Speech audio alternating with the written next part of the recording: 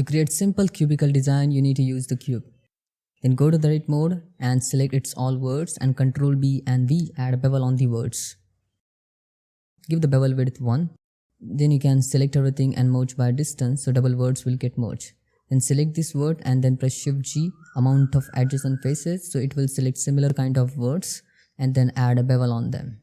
Add one segment bevel, add there. Then one more time select everything and then merge by distance. You can see the 48 words had merged. Then you can select this face, Shift G and select the faces with the area, and then you need to use the loop tool at their circle option. Okay, then you can scale these faces in this way. Then you can select these faces with the cross selection. Just select all these corner faces and then use the insert operation at there, and then take the symmetry along the X and Y axis, and then you can select these corner words and then press Alt S to scale them along their normal. Then you can hit the Ctrl 2 to add the subdivision modifier on it. Then you can select everything and then mesh symmetrize. Take the symmetry along the X, Y and then Z axis also. Then you can select the top face and scale it along the Z axis. Select the side faces and then scale them along the X axis. Just select these faces and scale them along their respective axes to make them flat. And then you can see now the form looks really well.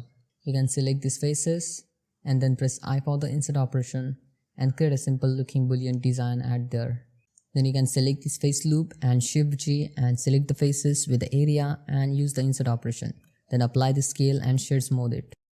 Then you need to add the supportive loop cuts to maintain that outer cubicle form. So rather than adding the loop cuts, you can use the knife tool at there. So just use the knife tool and create a cut in this way. So we can maintain that outer cubicle form. You can see. So just do this step for all the sides.